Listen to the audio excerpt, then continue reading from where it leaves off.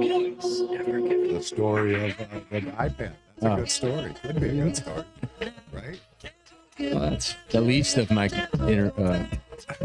distractions on a Sunday. Oh my God.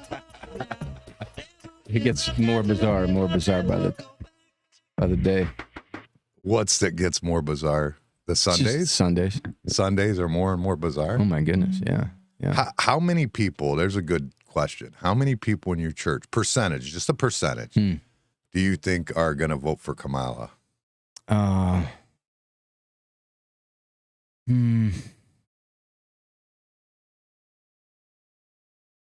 many. Not many? No, 5% maybe. 5%? Do you feel disappointed in them? No.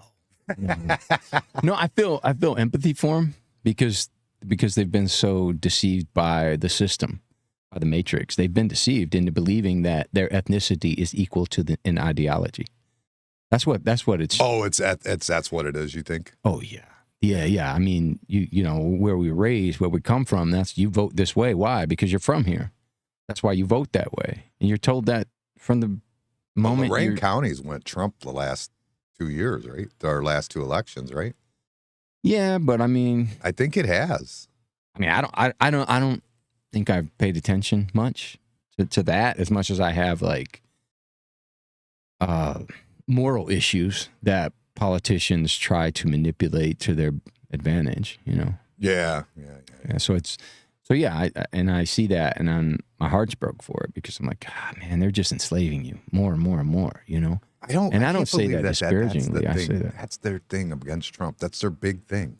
What? Is that Trump doesn't want to let you kill babies. That's crazy. Isn't that wild? That's their big thing. And you're selling that to, I mean, you're selling that to a people in the name of civil rights almost. Well, yes, in the name of civil rights. They're saying it's a oh yeah, they say it's civil right. Yeah, they're saying that. They keep calling it. What do they call it? I just was complaining about it today, actually, earlier.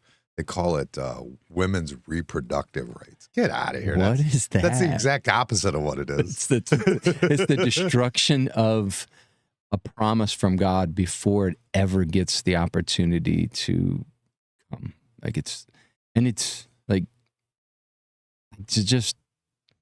to plant that poison in the heart of a child, to hate men, to hate the surrender to marriage, to hate and despise almost the duty of motherhood is so nefarious. Like it's so destructive. Do you think that it is a woman's job to submit to her husband when she gets married? I think that is the order biblically and I don't say that in a way as tyranny over women. I say that in the way to let men know that's your responsibility, dude. You know what? You got to take care of these women. Yeah. You must. You must. And don't you ever forget that she is soft and tender and nurturing and loving and kind and benevolent. And you're the one that's supposed to go to war. You're the one that's supposed to fight. You're the one that's supposed to protect and provide. But you don't say submit to your husband, to the woman? I read the scriptures as they are. You do say it. Yeah, of course. Submit. I know, and it sounds like a dirty word. Moses wouldn't say that to a woman in 2020, dude. He would. He wouldn't do it. Not in 2020, he wouldn't. He said not. No, he wouldn't. But that's the deception that I mean, just think about what has happened to our children, to our daughters, and how the enemy has attempted. Like, there is such a real evil presence in the world to strip the sacredness of femininity from a woman and make her hard. Like, no man wants a hard woman. None. No. Nobody wants. No, you don't want your wife harder than. And if you do, you're beta.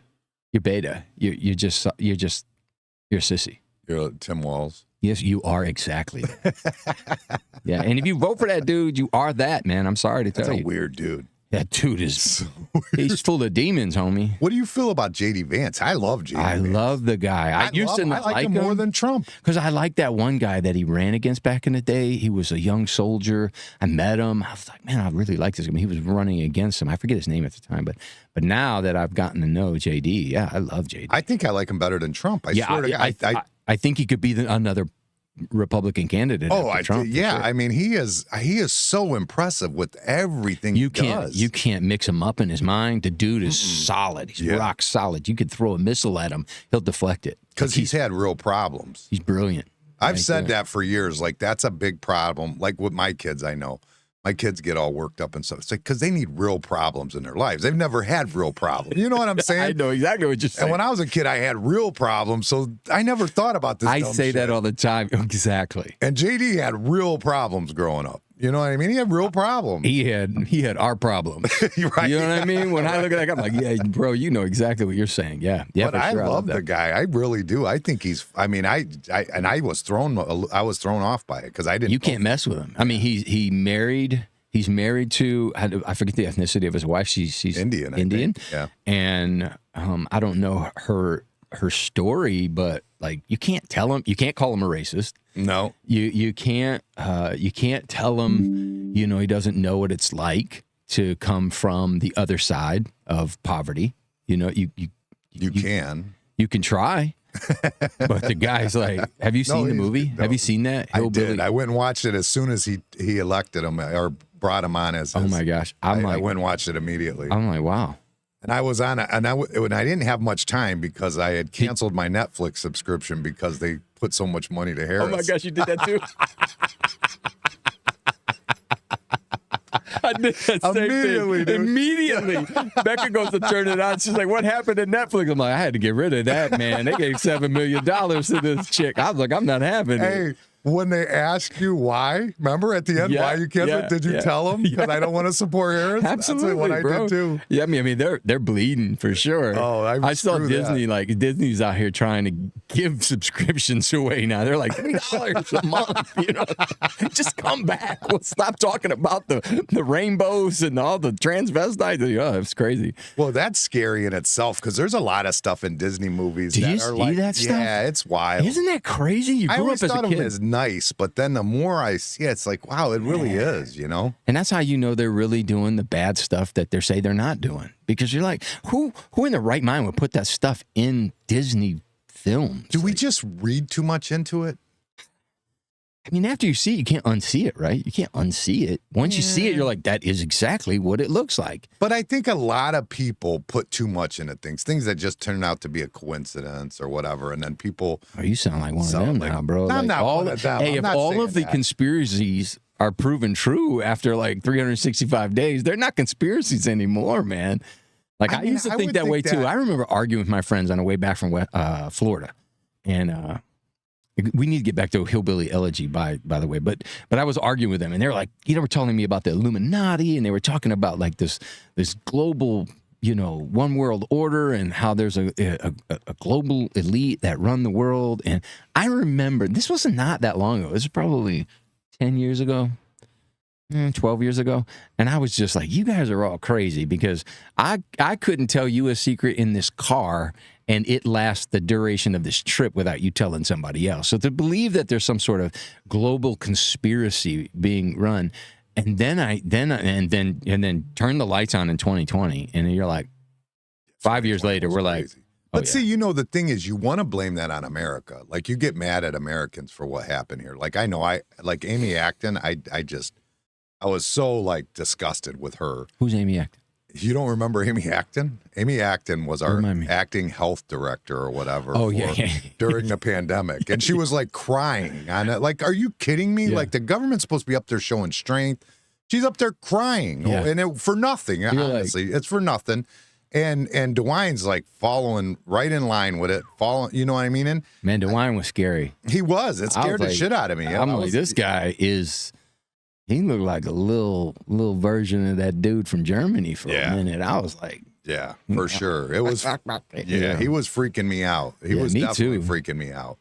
So, but like that whole thing that went on with what they're selling and pushing or whatever, you felt like it's America, it's in Ohio, it's this, it's that. But it was all over the world. It was everywhere. Everywhere was doing the same thing.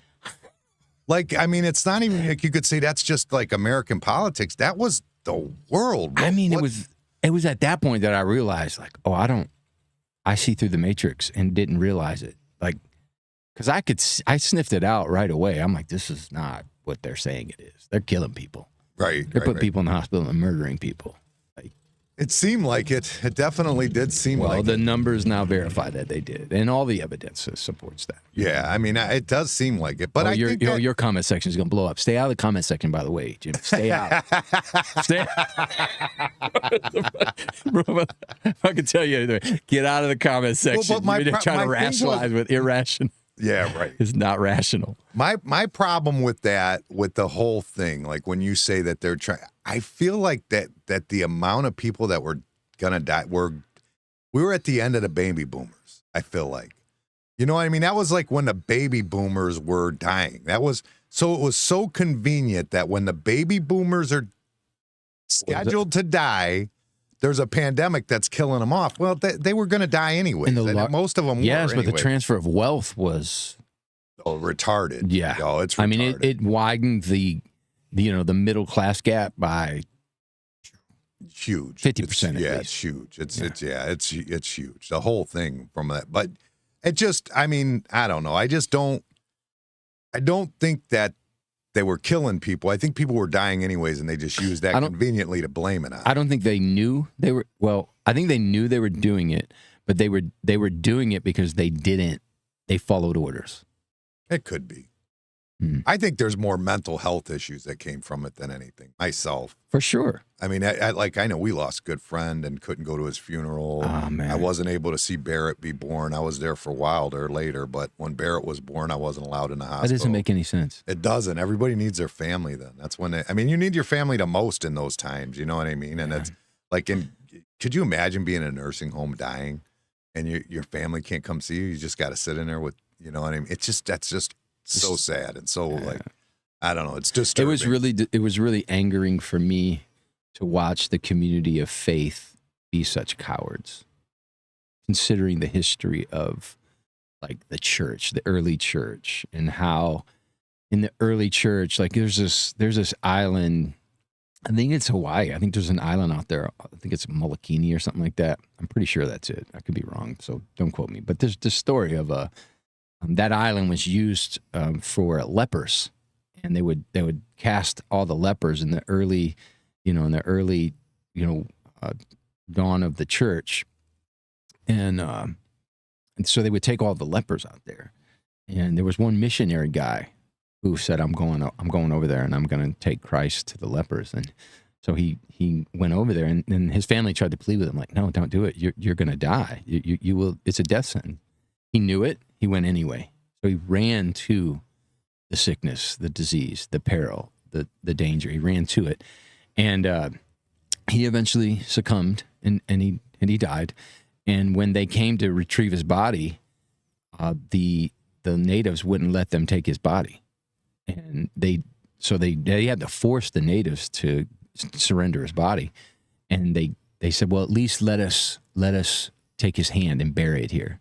Because it was the only hand that would touch us when everybody else ran from us. So his hand is buried in the island, and it was such a, that story to me is such evidence of what faith means. It means you run to danger. You run when everybody else runs away from it. It's like soldiers. You run into the line of fire. You run into it. I don't think that you can blame faith on that, because I believe it was the what they were selling was different. Because if you would have asked your people of faith to touch people that were sick to get them better, the people in your church would have been there. They would have touched them. They didn't care. But the problem was that they sold it to us that if we go around them, we're going to get them sick. So now we're doing it to protect them. Yeah. Well, it was so, well, the reason it was evil is because like it separated and weakened the hope. It took hope away from people, and that's what the church exists to do, is to provide hope. Jesus in you, the hope of glory. That's what it was there to do. And it muffled the church, and it made it. They said we couldn't gather. I mean, I did anyway, but they said you couldn't gather. I'm not speaking specifically of my particular church. I mean, we still gathered. But what I'm saying is that they felt that by doing that they were protecting others. Yeah, they felt they were doing what was, and if you were listening to what they were telling you, that is what you were doing. I mean, if you listen to what they were saying, that going around them, you could cause them to be sick. You didn't have the fear for yourself. You had the fear for getting somebody else sick, and that you can respect. I mean, to some degree. I just felt like it was. I felt it was manipulative from the beginning. I'm like, this. I something don't right. disagree with that. Like, it's so wrong. Like, I'm not listening to any of this. I'm just going to keep doing what I'm doing. I had my brother selling gyros over there with his festival booths on the corner. I was ordering food from you as much as I could. Like, you know what I mean? Like, I'm doing what I'm doing. Like, I'm not shutting down. Yeah, we never did either. We never shut down, but we couldn't have anybody in here. But we sold. Yeah. This community was so good to me. Guys like you, Sam's Club was good to me. The pipe manufacturing company in Elyria. Yeah. I mean, they would order, like Sam's Club and the pipe. I mean, they ordered between the two of them over probably $10,000 in food. No way. During the Sam's shutdown. Club? Between Sam's Club and the pipe. Man, you made me go get a Sam's Club membership. No, they did. I said they did. They would order. They would buy. Do you know the people? Like, why? Do they just? Well, I mean, I am friends with one of the managers. I grew up with him. Oh, good. Yeah. But I mean, he did it. It wasn't just me. They did it to all the small businesses. Yeah. I just happened to be one of them. But I mean, they did it for all the small businesses. They would buy because for one, they were working a lot of hours. So what they were doing is as a like token of appreciation to the team members, they were giving them lunch basically. So we were doing it. I think we were doing like 2 or 3 a day. So you would do every shift, basically got, sandwiches. And he did that. They did that and I think we did it twice with them, and the same thing with the pipe company twice. And they bought the whole factory lunch. That's awesome. Yeah. And they were, and then you guys ordered from us too at one time. Yeah, I stayed. Yeah. I mean, that was huge. I couldn't believe it. And that's the big orders. There was plenty of, that phone, it was wild. That's awesome. At 4 o'clock, that phone would start ringing, and I closed at 8. But from 4 to 8, that phone, if you set it down, it rang. That's how it was. I had to just literally take it off the hook because there would be 40 tickets in the back. The cooks can't keep up. Right. People were pulling up and walking in going, hey, I'm trying to call. The phone's off the hook. That's how bad it was. Nuts. Just busy. They were so good to me, the people in this community. Oh, that's awesome. They were really, really good to me. I'll never forget that. That was a great feeling. Yeah. You know what I mean? Yeah. To just know you're appreciated and like that people I were felt there that to help. too. I felt there was a group that I'm like, oh man, like the best of humanity is on display right now. Yeah, you could feel it. Yeah, it was definitely an emotional, experience to see like all of that go down. But then you see nasty people too. You know what I mean? Yeah, it happened. I had a woman in Amherst come in here. She's coming in a Mercedes. I'm sure with the best intent to try and help me out, But she ordered her food, and it was taking a while. We had about 30 tickets up. And she comes in, and she says, hey, I ordered my food like 25 minutes ago, or 30 minutes ago, or whatever it was. I forget what it was. And I said, yeah, you're still like 15 minutes away. You know what I mean? We're backed up back there and this and that. And she says something to me about, well, your cooks are out back smoking. Well, first of all, they would be entitled to a break. But the person that was out there smoking was off their shift and waiting to be picked up. Yeah. They didn't have a ride, and they were waiting for a car, to get picked up.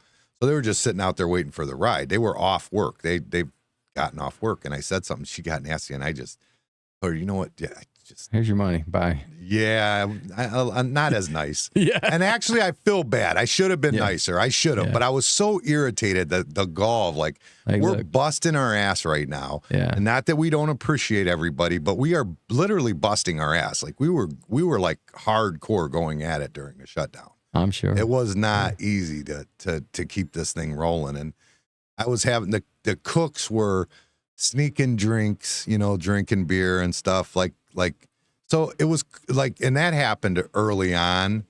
So then it's like the whole kitchen's in chaos because nobody's like sober, basically. So I had to like put my foot down and really watch them, you know what I mean? And then it just smoothed out after I did that. Just take the alcohol away and it was just smooth as pie, believe it or not. Nice. But, yeah. So Hillbilly Elegy, you watched that? I did watch it, yes. Yeah, didn't that freak you out when you watched that? I felt like I was watching a portion of my life. That's how I felt. It was part of my childhood. Yeah, that's how I felt too. Like, I mean, my mom wasn't strung out. I don't mean to say that. No. But life was like that. That's how it was. Yes. That's exactly how life was. Yes, I felt like, oh my, they really captured that moment well. Mm-hmm. Like that time frame and that experience was captured well. Yeah, that's one of those things, like I've always threatened to write a book. You know what I mean? He just did it. Did you start? No, I never did. You should start. My family would hate me. I know. That's hard for me, too, because sometimes I'll say things. I'm like, I didn't get to clean that up all the way. You know what I mean? I'll say a portion of something, and people will be like, why'd you say that about your mom or something? I'm like, no, you don't understand. Like, that's me. Like, my mom used to beat the hell out of me. She would. My mom would. She would beat the hell out of me. But I deserved a lot of them. Yeah. I'm not saying all of them, but I did deserve some. I mean, some of them I really do deserve. You know what I mean? And some of them I messed up. And I think we talked about it on here the one time where I told her she's going to hell or whatever, but I meant like her ways were going to get her in hell, not go to hell. You know what I mean? I didn't mean to tell you to go big ass whooping that day. She gonna whoop that out of you. But I never mean it like she's just like this. I mean, I'm who I am because of it. And I think I needed that. Like, I think I was that person that needed a little extra, like, knocking around. But my thing was she was real lenient. I could do whatever I wanted until I got about 11 years old or something. I feel like you were just dealt a bad hand. I was worse than you, and you seemed to you got caught more.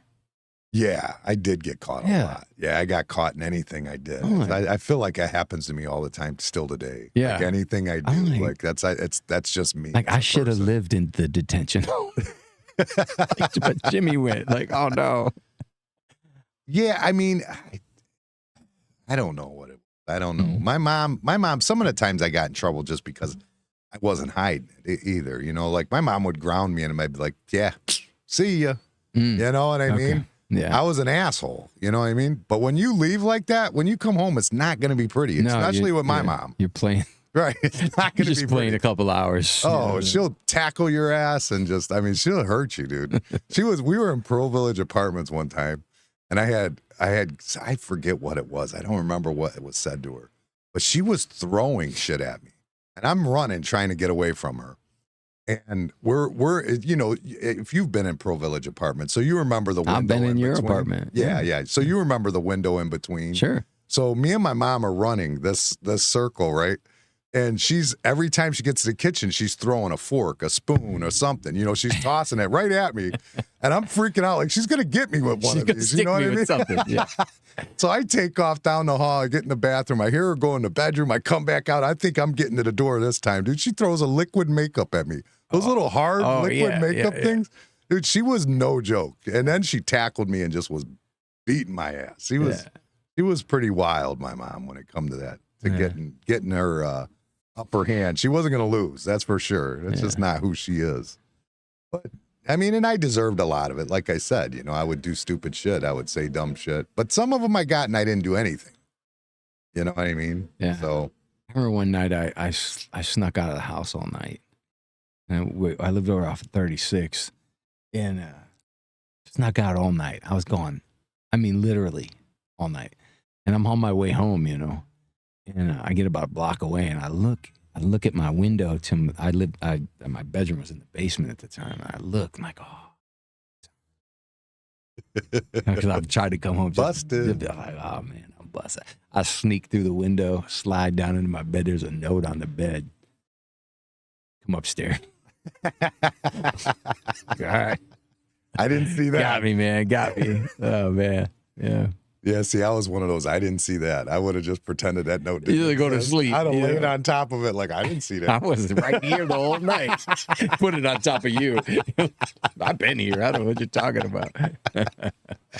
Yeah, I mean that was. I tell my kids, you're never going to get anything over on me. Like, I feel like though he like that hillbilly elegy. I think that would be the worst case scenario. Like if you were dealing with somebody with substance problems, and I see it. I see people with substance problems, and I feel for their kids. Yeah, I just the grandmother in the story was very, like that was, it all was like, oh, I like spent a lot of time at my grandma's house. Me too. So it was very, it was very emotional to watch it. Like, it was very close to what I remember my childhood being like. Other than the fact that my mom definitely was not an alcoholic, but my mom had her own issue. Like my mom stole.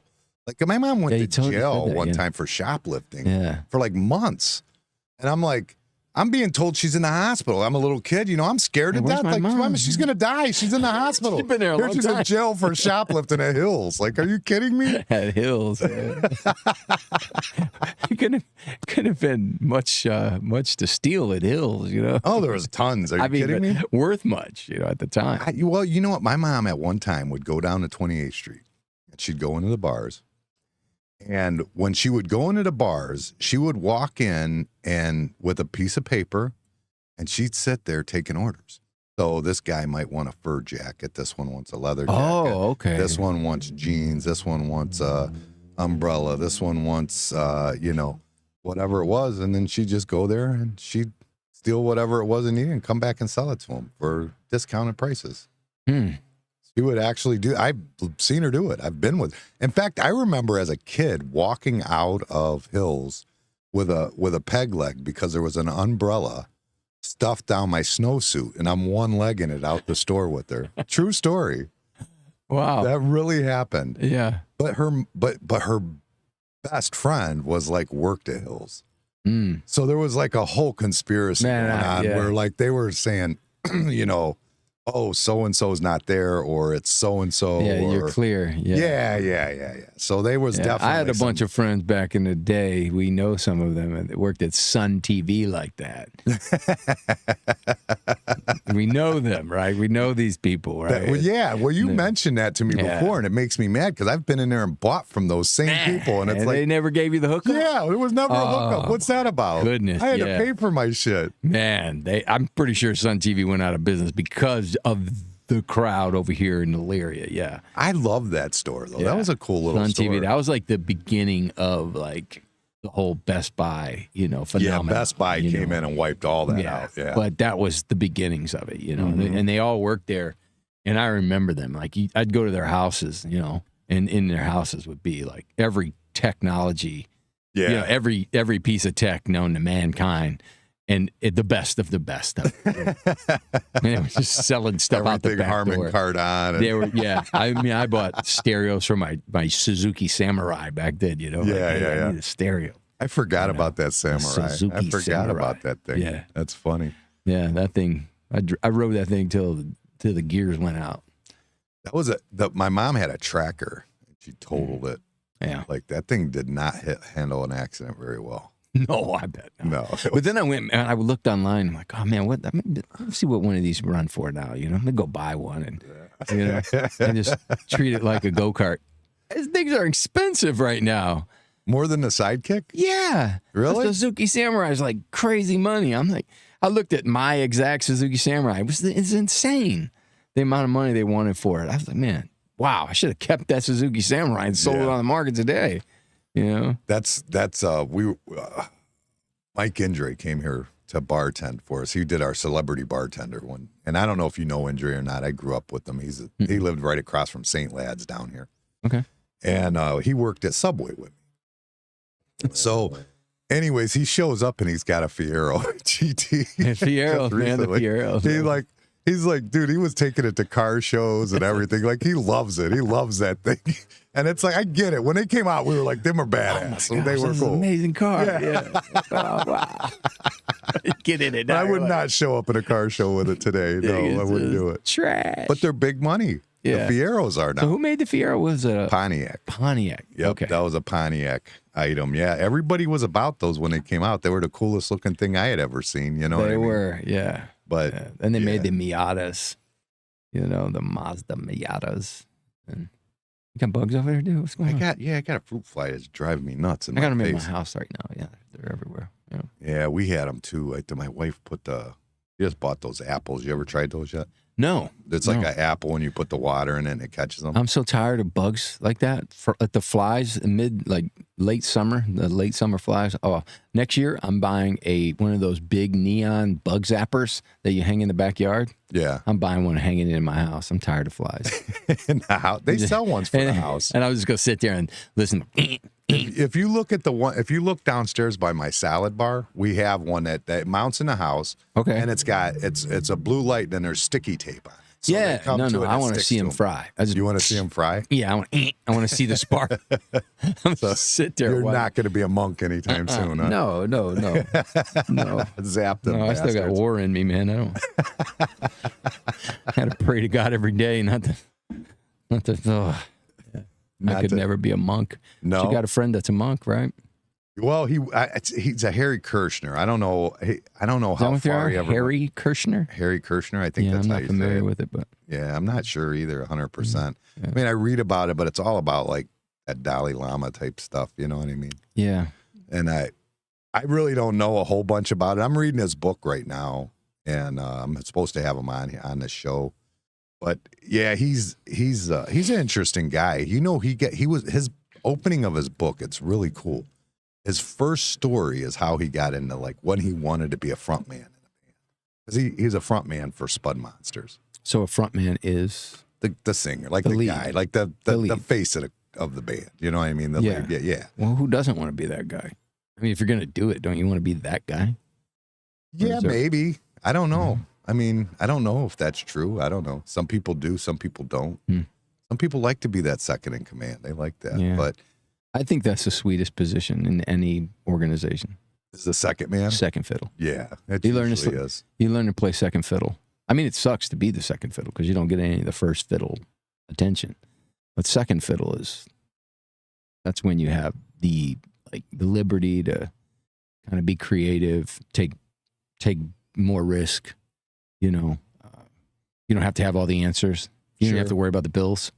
Right? No, that's it, man. You don't have to worry about payroll if you're second fiddle. That's true. You're just out here doing it, you know. It is true. Yeah, if you learned it, if I could go back and do it again, I would be a better second than I'd be a better second to the first. Like I feel like I didn't take advantage of that season. And you can learn so much in the second seat. Once you get in the first seat, like it's consuming.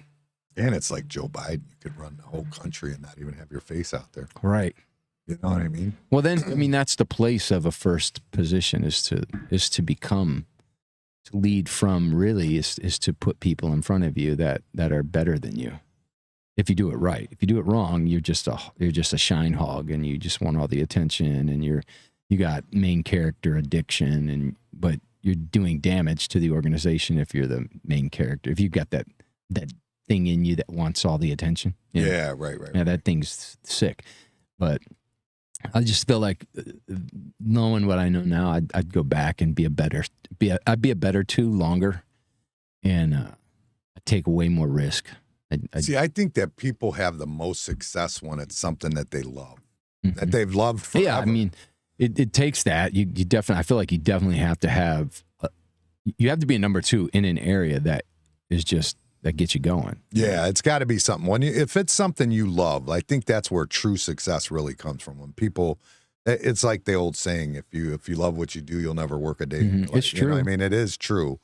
But there's so many people, and music is one of them. Radio is one of them. I mean, there's people that's like Howard Stern. I remember listening to him years ago tell a story about him hearing I guess his dad was an engineer in the radio.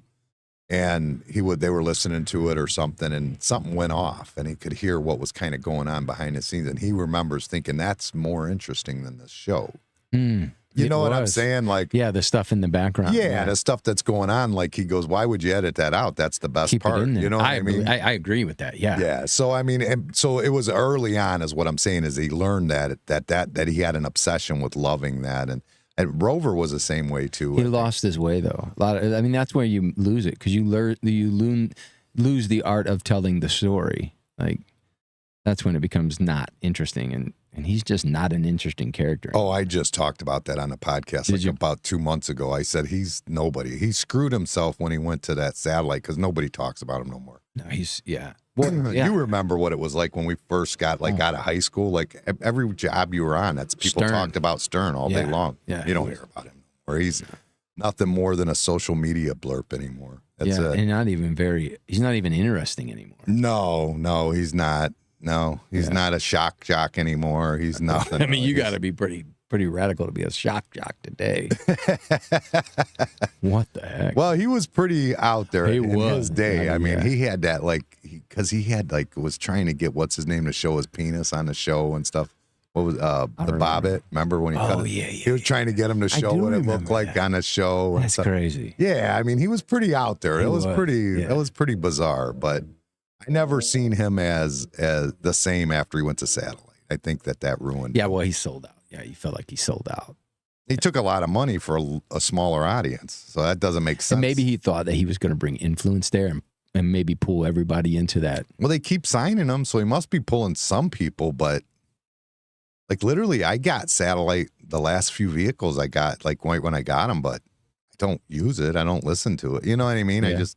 I don't know. I mean, I do, but I listen to Billy Graham and Joel Osteen. You know what I mean? So, I do all that but I do all that through here. I mean, I do all that through. I don't do it through satellite. I do it through podcast or YouTube or things like that. Is how I listen to all that. I never go on satellite for anything. Yeah, I just keep it because when I travel, I want to be able to go instantaneous. Yeah. Just go around. Just and not have to.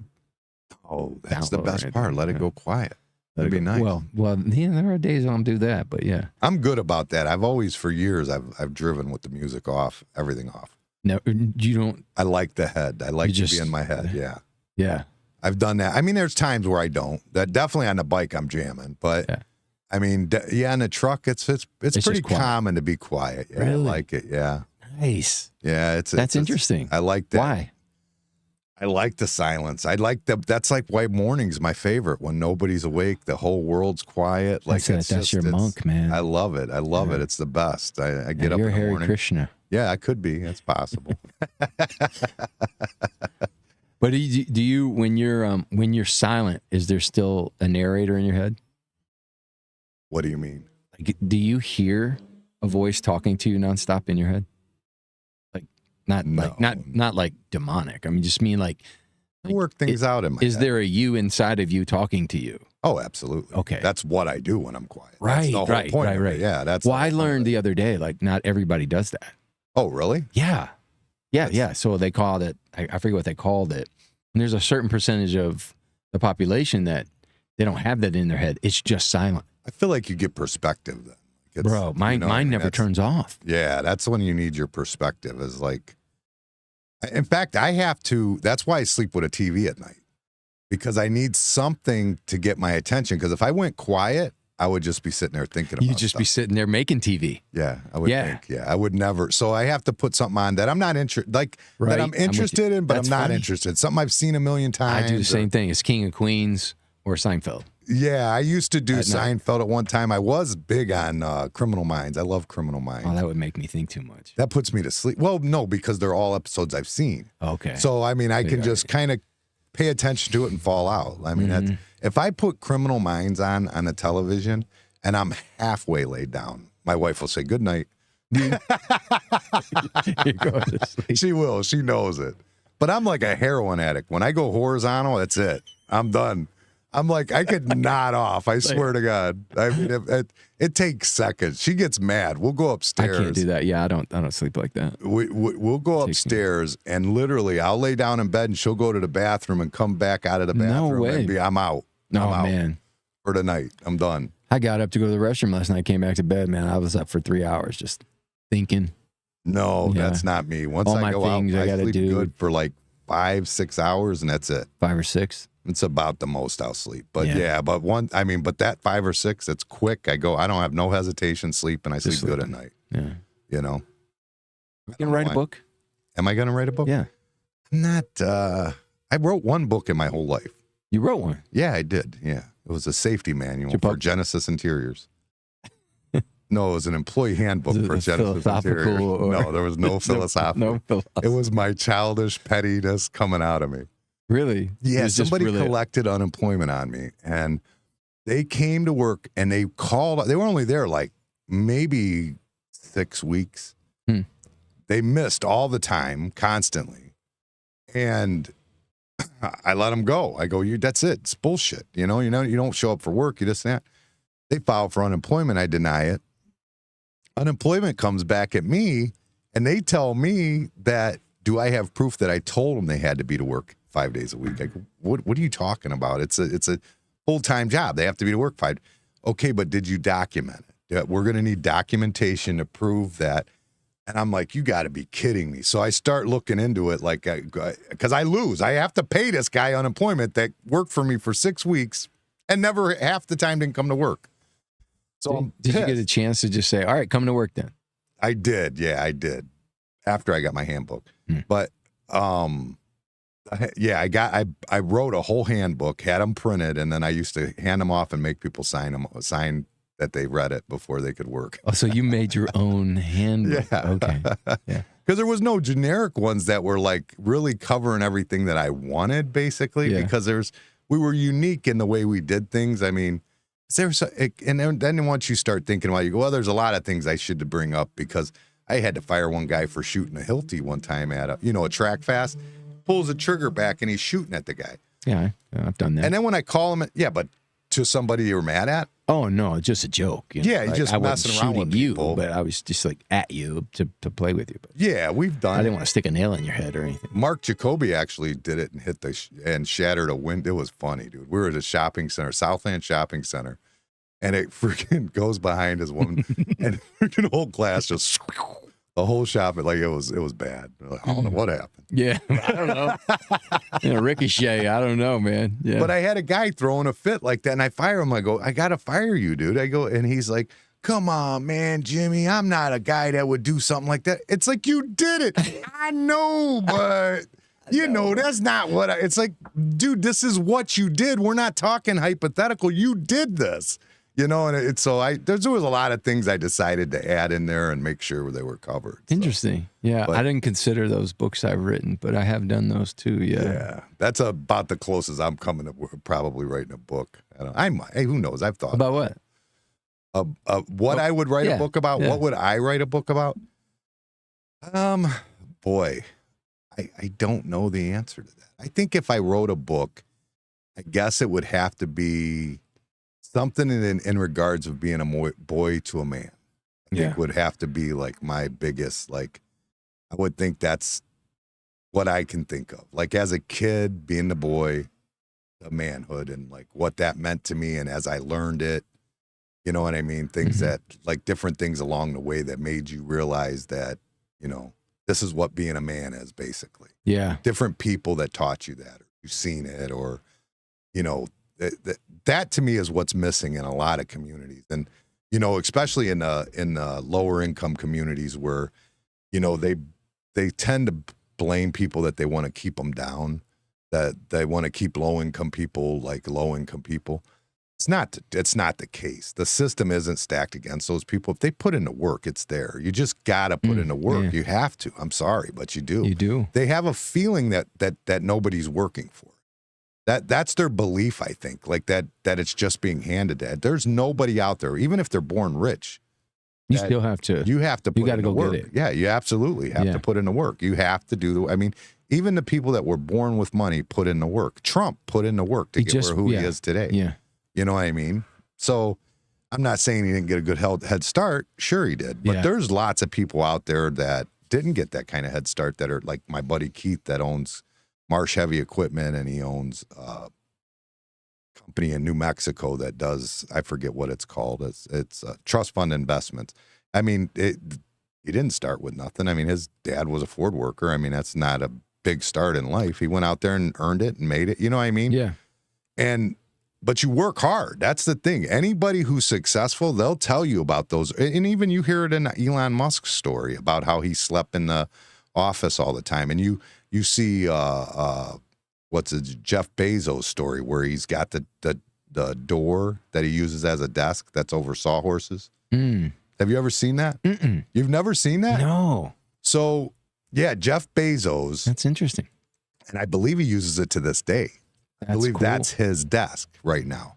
He took he took a door and he put it on 2 sawhorses, and that's where he started. And that's he kind of sticks with it. That makes me like that guy a little bit. I mean, I mean, he's not evil. I can't fault Jeff Bezos for his success. Yeah, you can't. No. And dominating a market. But his ideas, like. But he's too far. He's too far. Someone's got to get control of that. They got control of Rockefellers with oil. Why would they let him? You can't let him. And he has. That. He's done it. He's taken it from shipping to. I mean, it's got everything now. I mean, the airplanes, the shipping, the manufacturing. I mean, I ordered a pair of jeans and they didn't have them, so they sent me a pair of Amazon jeans. Mm-hmm. Right, that's crazy. Yeah. Amazon jeans. I didn't order Amazon jeans. That's not what I ordered. Yeah. Right, but they came in. They just said Amazon. They had an Amazon label and everything on them. Yeah, I couldn't believe it. I'm like, this is crazy. Yeah, but what do you think the biggest, like if you were going to tell somebody, if you could go back and tell yourself, right, as a kid, like what's the biggest thing to pay attention to that's going to get you out of this? I think about that all the time. Like if I could go back in time and go talk to 14-year-old Troy and be like, Troy, look, I come from the future and I'm telling you, if you just do these things, then you're 95% likely to get out of this cycle that you see and that you resent so much. Like just the poverty cycle, Because I remember growing up thinking like, looking at other people and thinking like, how do I get out of here? Like, I don't want to be, I know there's a difference and I want out. Like I want to make it to the other side. I want to make it to Washington Avenue, man. Like, you know what I mean? Like how do I get over there to Washington Avenue where all those people live? The Washington Avenue. The refrigerator's full, the electric bill's paid, the phone never turns off. Like, the clothes smell like Downy. Like, how do I get over there where the chips don't stop, I mean, the bowls? I really don't know the answer. Like, because the one thing I think that I've found to be true in life as a total, and the reason that I'm kind of look distracted is I know what you're doing. I'm putting up a picture of Bezos' desk, so it'll be in there for the viewers to see. Yeah. You can't see it. I need to get that adjusted so I could put that there so you could see it right now. We just need another guy in here with us. That would be great. I actually have an appointment with a guy. I have an appointment with a guy, and his name's Ed Temeko, and he does Fuzi's videos, actually. He does his music videos. It's really good. He did a music video. The band he's in now, his band members are all in France. So they make their music. He records the lyrics, puts it in. This guy records the video. He has them record there. Uzi records here. They put the video together. You think they're in the same city. It looks like it. It's wild. He's good. He's really good at what he does. But anyways, my whole thing is that I feel that the one thing that I've seen in because you talk about poverty cycle and things like that, that hits you different, I think, than it does me. I don't really worry that much about that. I think happiness is where it's at.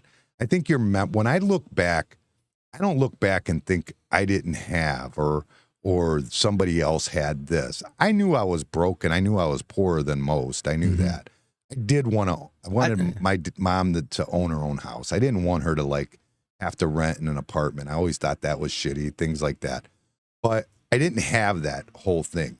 But as I was 19, 20, man, I was driven. I wanted a nice house. I wanted a nice car. I wanted. Where did the drive come from, do you think?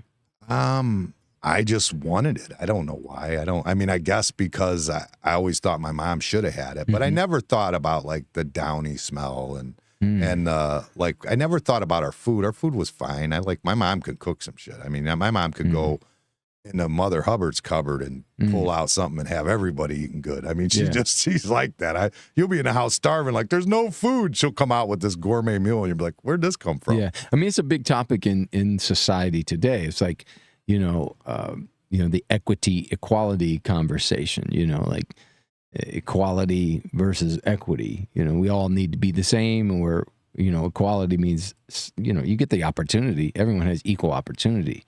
But, the equity here says, let's take from what you got and make sure we all got some, No, that's no good. But that's a conversation. The thing is, I guess where I was leading to with my conversation is that I grew up, I had people making the same money as I did.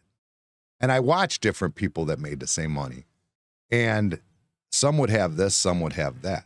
People choose to spend some like to have extra money in their pocket and enjoy life, just how it is, with a smaller house. And that's fine, too. There's nothing wrong with that. For sure. You know what I mean? Other people like going to work every day and never having to deal with worrying about a paycheck or payroll or anything. Just want to go to work and come home and cut their grass, and that's okay, too. And some of them end up in way better shape than the guy that's out there hustling and trying to get ahead or be the boss. You know what I mean? And I've seen all of them end up in different situations, and everybody's stressed out in the moment when they're dealing with it. And I think that's my biggest thing is I just want to take away stress. So I don't think I would ever step into stress for any reason. I think that that's what I would do. I think I would be more apt. See, my original plan when I thought I'll start a construction company after I retire from the Carpenters Union, which originally would have been 48. That was my original plan. I thought, well, I will start one, but let me get my pension first. Kind of like my Uncle Dale at Ford. He's got his pension now. He does whatever he does. And I just figure work until then. But, then I got the opportunity. I did it, and you know what I mean? And I'm glad I did, because now I couldn't retire till I'm 65, so I wouldn't have wanted to start a company at that point. But there was no right or wrong answer. The point is that just walking away from stress at any given time, I think, is the best way to live life. I think you'll live longer. I think that's what I think. Just stress, just walk away from stress. Look at a car payment, and if it's going to be too much, don't do it. You know what I'm saying? If a car payment's going to be more than you're willing to pay, or that you're going to be comfortable, if you know it's going to cause you stress, don't get that car. Mm-hmm. You know what I'm saying? Or if you want to eat steak, but you can only afford beans and potatoes can be good. Learn how to cook them. You know what I'm saying? And you'll enjoy life better than you will enjoying a steak, for sure. You know what I mean? You will. I mean, if you're not stressed, life is good. Happiness is that's to me is the key. And I wish I had more time right now with Dylan and Amanda and even Alexa and the grandbaby. That's what I want. I'm at the point where I don't want to be working 24/7. I want my time with my grandbabies. I want time with Dylan. I want time with I'm not coaching his football or anything like that. I probably should go do that. I should be. I would like to be, but I'm not because I'm too busy. You know what I mean? So I think that's what I would give myself, because there's no right answer at the end of the day. Yeah. I was just so much I would go back and tell myself, I'd go back and tell myself that there's going to be seasons in your life that you're not going to have anything, and that your focus shouldn't be those things, that it should be, all right, let's raise these kids. And stop worrying about what you don't have. Like you said, live smaller, but commit all of your. That's where I feel like I would go back and tell myself. Look, I would go back, and at 14, I'd tell myself, hey, there's going to be a 10 to 15 year window in your life where life is going to suck, and you're not going to have a whole lot. And if I could tell teens today that, getting ready to go into their 20s, and they're going to get married, and then they're going to feel the pressure of the matrix to try to keep up with the everything, the everything of Costco, the stuff marts of the world. And I would say, just focus, just know, just settle going into having children and being married, that, you're just not going to drive the new car. You're not going to, have all of the things, and your attention in this window of your life should be raising your children and keeping. Don't let the world indoctrinate them because you're so busy trying to pursue the next thing. And that's what I think the world went wrong a lot, especially from our generation forward. We went and we just were like, all right, we all need to work. Let's go to work so we can get a bigger house, a better car, and we can provide for our children better, right? And so we did, and then we didn't realize it, but we inadvertently sent our kids to be indoctrinated by Rome. Vadi Bachman says that don't be surprised when you send your kids to Rome and they come home Roman soldiers. And we send them to school systems for the government, and we send them away, and then they're with those people for all that time while we go out and make a better life for them. And then we wonder why they think and they believe so much differently than us. It's because our value systems were the world. We wanted to get bigger and better, and we laid our kids on the altar of bigger and better, thinking that we were making something for them. But that being said, I believe that it's true that 16 to 28 has always thought different than their parents. Oh, for sure. Yeah. I mean, I'm not saying that. I agree. You know what I mean? Maybe now, maybe it feels more extreme than ever, possibly. But I don't know. I mean, I think it's always been that way. I think that's always the case. I think that you always kind of feel like you know more. I mean, yes. But I want to revise my answer. I think I have the answer, actually. The answer is I would tell my 14-year-old self, appreciate what you have when you have it. Yeah. I think that's what I would do. Really, I think that's it. And I can't even call that my own. I just know that as we were sitting here talking about it, you're telling the story, and I'm thinking back, and I remember my ex-wife yelling at me, screaming at me one day. Why can't you ever fucking appreciate everything when you got it, when I was driven and trying to get more? Isn't that a bitch? I just heard it in my head. Oh, it's just like, isn't that horrible? But like, as much as you don't want her to be right, she's right. She's 100% right. She's 100%. She's 100. Yeah. That's what I would tell my 14-year-old self. Yeah. Yes, appreciate what you have when you got it. Yeah, I regret paying child support. Like, not paying it, but like. No, you said what you said. Well, I mean, I'm gonna Kamala you. I'm gonna Trump put just that video clip. I regret. I'm gonna show it to your kids too.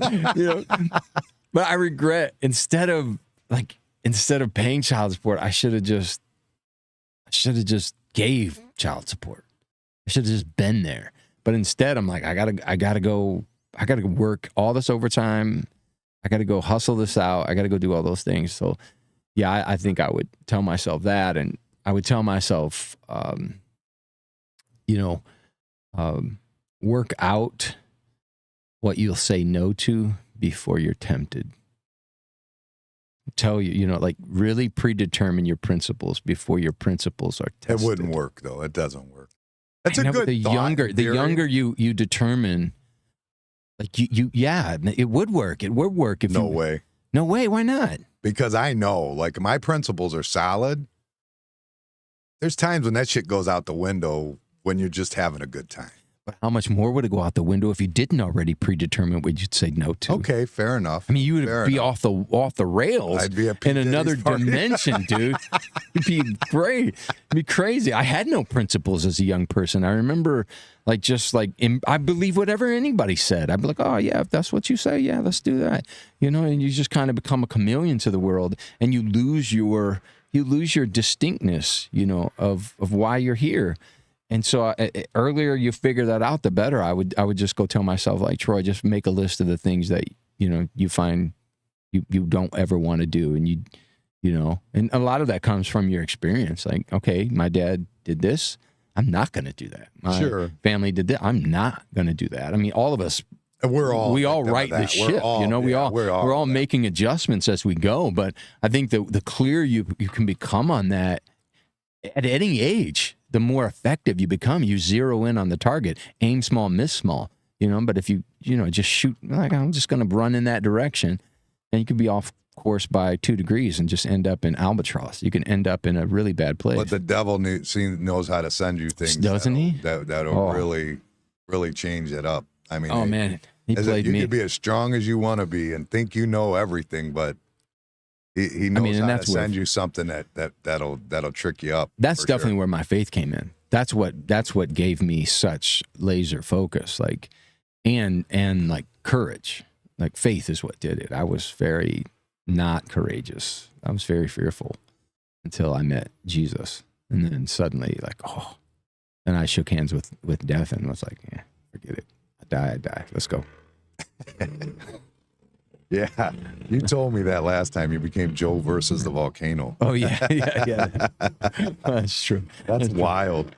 Well, but I mean, so we're only 2 weeks away from what? This election. Oh yeah. 2 weeks away. For what? What are we doing? It's the end of the world? But maybe 51 today. 51, dude. Yeah, me too. I'm 51. 51 today, right? Today, right now. 51 years old. Moment. Oof. Who'd have thought that? Yeah. Well past the halfway mark, statistically speaking. So do you think that maybe the reason you're are more like Joe versus a volcano is because you're so damn old that... I feel the wall. I feel the wall. It's coming regardless. I feel the wall. I mean, and I feel like the closer I get to the wall, the faster I seem to be going towards it, The immortality is leaving me, Yeah. You remember them telling us when we were kids, like how time flies, and you didn't think much of it. And now here we are, 51, and it seems like it's going faster and faster and faster. I feel like we're in that days blister by. Is it? What was it? Is it Willy Wonka's where he's like going and then it keeps going faster and fast? That's how it seems like time goes that fast. It keeps getting faster and faster. The Bible speaks of that. Yeah. It does. Yeah. Is it because your memory is so bad that you don't remember half the shit that just happened, so you only have so it seems shorter? It's what I think half of it. I think it's what I just made reference to. It's the end. The end is so close, and as you hurl towards it, you feel the speed of which you're traveling towards this stationary conclusion. Like it's out there, and we're all running towards it, and we're getting so close to it that. Before we were so far away from it, it didn't seem like we were moving that fast. See, I think it's because we're so old that we only remember about half of yesterday. So it just seems shorter. Yeah. But it happened. We just don't remember it. No, my thinker's pretty good. I mean, my thoughts have become way more clear, and I've learned to do just less, but do it better. Do less, but do it better. And so that's always a each plus. year is just more about all right, what am I not going to do as opposed to what I'm going to do, and how do I become a better investment with my life and my children and my grandchildren at this point? What am I leaving? Oh yeah, you just added a member of the family too, huh? Mm-hmm. Yeah, I forgot about that last week. That's why we didn't do a podcast last week. Because you were inducting a member, huh? Mm-hmm. Yeah, my daughter got married, and congratulations. That was so crazy, man. I was so emotional the whole day. I cried all day. Yeah, that was so weird. I wept. Did you cry at your own wedding? I don't remember. It's pretty wild to think you could cry at hers and not yours. Oh, hers was. I woke up in tears. All I saw was a little 6-year-old girl. I got a picture on my phone of it, like just holding on to me. That's all I saw all day. Was her. I'm like, I'll walk you down this aisle. I told her, I said, I'll walk you down this aisle and I'll give you away, but I'm never letting go. I'll never let go. Like the boys are fine. They're going to make it in this life, but baby, you can come home whenever you want. You know what I mean? And the guy she married is just absolutely just rock solid, just strong. And how old is she? 20. 20. Yeah, young buck. 20 years old. And that's what makes me think that the 16 to 26-year-old theory is not necessarily accurate, because what I put in her was more it had more gravitas than what I put in my my first children when they were born. Tristan, he was a crash dummy because I was 17 years old, but as I as she came into the world, I was more established. I understood what I was going to put into her and make, what I was going to, the values that I was going to instill in her, and that I wasn't going to share her with, with the government or the school systems, or that I was going to intentionally put these values into her. And now I see her, she wanted to get married. She wants to raise chickens and goats. And do you have a school at your church? Any of your churches? No, I'd like to start one if anybody's interested. I'd love to start a school, and I have 4 locations of which we can do it. I just don't have the time to do it, and I keep asking people that I come across, like, hey, let's start a school. Let's start a school. Let's start a school.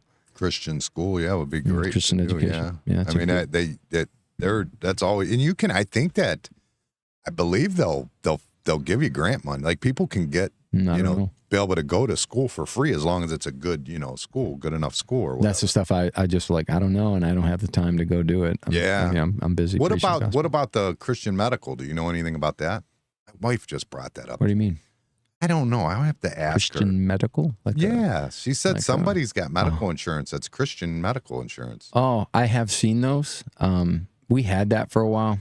It was no good. It was no good. I don't know if they've changed it because I came in and I changed it because our staff they were having children and I'm like, they weren't covered. And so I'm like, gotta have it. You gotta have it. So I just went to a local theft office of a theft office. Yeah, they're just thieves, man. $1,200 a month I pay. Liberty Mutual's ripping me off right now. We pay $2,200 a month for them to cover us as a church at all of our locations. Never made a claim. Now we made a claim because a tornado ran through the building and wiped out our gazebo, wiped out our sign. We don't even have a sign. And they took $14,000 from us right away. They issued a check for $1,800. I can't even get somebody's equipment on my site for $1,800. I couldn't even get you to drive your pickup truck to Wycliffe to look, and then they're fighting me tooth and nail. So I got to get an attorney. And if you have Liberty Mutual, you should just get rid of them. They're thieves. I actually have more than Liberty Mutual too for my construction business. Yeah, they're just thieves, man. They're thieves. That's horrible. That's not. And I'm coming at them. I'm coming for them. They canceled my insurance here because of the podcast. Really? Yeah, the podcast. They canceled my insurance. Elon Musk, help us. So I had to get another insurance company, and they said, really? Yes. Because of the First Amendment. Yes. So this company comes in here, and which, by the way, I mean, I am Madhouse Bar Talk, but it's not affiliated with Madhouse Bar and Grill. Guido has nothing to do with Madhouse Bar and Grill. But anyway, it doesn't matter, whichever. So because of the podcast, they made me get new insurance. So the guy comes in yesterday to do my inspection of the place, where he comes in and looks over, takes pictures of everything and all that stuff. Dude, they sent, I'm just guessing, but I think they went to downtown Cleveland, the tent city, and just grabbed a guy and gave him a phone to take pictures with. Dude, this was the grimiest, dirtiest guy I have ever seen in my whole existence. I mean, this guy was so grimy and dirt. Like, I mean, I've never seen, he looked homeless. Like, he literally looked homeless. His pants were black and dingy. His jacket and coat were black and dingy. I mean, his hair was greasy and unkempt. I mean, and I'm not against anybody but when you come in a professional capacity. Yeah. So now I'm wondering the same thing like you just said. What's the odds if I bring this guy in that they pay any claim? They clearly can't pay this guy. His car was held together by duct tape outside in the parking lot. Like, clearly, they're not going to pay this guy. What's the odds they're going to pay my claims?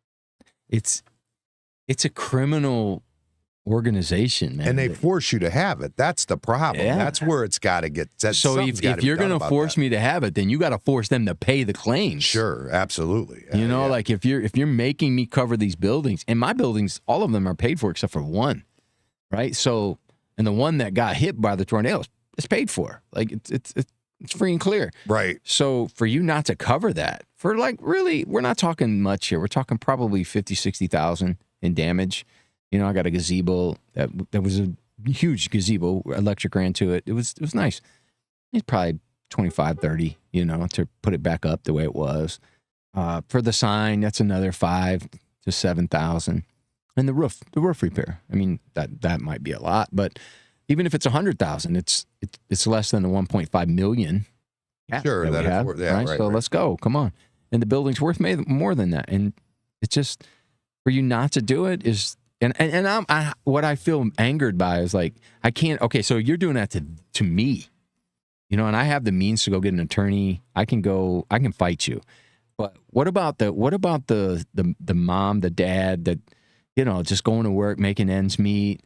They can't afford to fight you. You tell them no, it's just no. Like, yeah, you know, it's just over. Like, all right, well, and then you cancel them, and then they got to go get a new insurance policy, and then it gets jacked up again, and they're robbed even more. They're paying too much in taxes. Now you're making it mandatory they have insurance, and you're robbing them there. And now your interest rates are higher. Yeah. It's insane. And there's no money left for anybody else to do anything. And here we are with an election 2 weeks away. You don't feel that? America, you don't feel that? Like, come on. They're going to feel it. My goodness. Like, I don't think that there's, maybe I'm crazy, but I don't think there's a chance Trump don't win. Oh, he's gonna, and they're trying to make it appear as if it's close, but there ain't no. I don't think so, dude. It seems like I wouldn't be shocked. Anybody's got a job is like no. Anybody paying taxes is like no way. Yeah, I mean, how can you run on like you want to pay for you want to give everybody welfare, but you're not taking care of your own citizens. But you want to give all this money to people that just randomly come in. And that's what I would say to like that demographic that where they're promising all these things. Like, do you think they're going to take care of you? They don't look what they're doing to you right now. No, they are writing those checks right now to illegal. That's happening to illegal immigrants. Yes, but not to your own citizens who are. I told my mom with her pension, I said, what you should do is just come across the border and pretend you're illegal. Yeah. You'll get more than you're going to get from your Social Security. Yeah, whatever.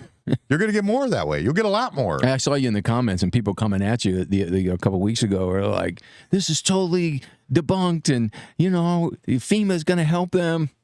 To this day, here we are. Have you seen that? Here we are 2 weeks later. That? You said you haven't been social media. Mm-hmm. There's a meme out there that they said, if you say Candyman, is it 3 times? Oh, what's that happen? What happened? Then Candyman appears behind you. You remember the movie, right? I do remember that, yes. If you say Beetlejuice 3 times, then Beetlejuice shows up. But you could say FEMA 100 times. They ain't showing up. It ain't happening. Tumbleweed. Yeah, for sure. Yeah, you can say it as much as you want. It ain't happening. Not a chance. Yeah, I'm becoming a little more hopeful, optimistic since I've gotten off social media. If you're out there and you're trying to talk to me, text me. If you don't have my number, text Jim. Well, it's always that social media is toxic. It's just so horrible. It doesn't feel right, and yeah, that's why America doesn't feel like that once you take your head out of the screen. The reason I got out is because it was really around my daughter's wedding where I'm like, why? I'm not sharing this sacred moment. I'm not casting pearls before swine. I'm not about to give to this realm and dimension the most sacred moments of my life anymore. Like I'll give you some, because I want there to be an olive branch of hope. I want there to be a tether that you can wrap your arm around. I want there to be a life preserver thrown into the ocean of hopelessness that exists. But I'm just done like being in that space and then sharing all of the sacredness. Like I just want them for myself. I don't want to give them away anymore. I've never really shared too much on social media. I did though. For the business stuff is all I share. And if you notice, you never see me there too much. No, and I thought I was helping people by putting my life out there as an example of like this is what this is what hope looks like. You can this is what God did for me. They just look at you and judge you anyways. I don't care about that. They're either friends and they know how good things what is your life is like. They're either friends and know what your life is like, or they're people who knew you in your past and they judge you and make stupid thoughts come in their head when they see you. You show them a beautiful moment, they go, yeah, right. You know what I mean? People like that, but the people that know you, they know you. They don't need to. You don't need to put that out there for them. They're involved and they know it. I like to see my friends and not me, because it's all fake anyways. It's never. I don't think it's deal. Never. If you were to post something, I'd be like, oh man, that's wonderful. I'm happy. I'm clapping for you. I guess that's what I've learned. But if I post a lottery winning for 110,000, I'm not going to show you the 600,000 I lost in buying those lottery tickets. Yeah. You see what I'm saying? Like, it's just how social media works. You will show that the win, but you're never going to show no losses. That is probably the best example of that I've ever heard. People say that, but that was probably the best example. Like, I won't show you the 600 I lost, but I'll show you the 1.5 I won. Yes. Very good. And that's the way social media works. Nobody's going to put it out there. Nobody wants to put anything to make themselves look in a bad. Well, that too. I didn't like that either. That I wasn't allowed to bleed. If I bleed and I talk, if I bleed on social media, I'm told to be quiet. And if I I can't celebrate too much. If I celebrate too much, then, I got the people that are like, must be nice, like, well, yeah, I think it is nice. That's what I'm saying. They either are already in your life and the life is good, and their depiction of you is good or bad or however it is, but they know you. Yeah. Or they're making stupid judgments on the post, and whether you post it and they believe but it. But I gave them my suffering moments as well. I mean, I presented those as well. Like a hard day today, I would post like, struggled with this or that, and just tried to like create this connection with the world that seems to be like everybody lies to everyone else, so they assume when you do it, you're lying too. Oh, that's so pessimistic. Oh, but it's true. I mean, it's a fact. That's one of those principles that I made with myself a long time ago. Like, I won't lie to me, so it's impossible. I mean, I wouldn't lie to you. But most people are lying too. Most people aren't putting their real foot forward. Most people on social media, I'm talking. Mm-hmm. So they assume that everything else out there is not their front. I mean, that's just the assumption. Why wouldn't it be your assumption? It's such a hopeless perspective, though. I mean, it's like when your girlfriend's accusing you of cheating all the time. It's typically because she's the one who's cheating. You know what I'm saying? It's like they reflect their own inner perspective. They reflect it to you. Yeah. You know what I mean? And it has nothing to do with you. And that's the problem with social media. They look at it, and in real life too. People do the same thing in real life. They look at you and they think that's a Marxist tactic. What is? To project what you're doing on others. I think that's a human. It's Marxist. I think that's just a human. It's Marxist nature type thing. It's Marxist.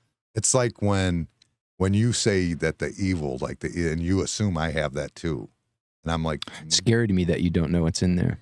I don't think it is in there. I really don't. I honestly don't. Jim. But that's you reflecting your beliefs, yourself. No, you're born that way. You are born. No, sinful. Not with evil. Not sinful. Yeah, sinful is different than evil. Bro, you don't know the nature of sin. Then sin just wants to kill, steal, destroy. It just does.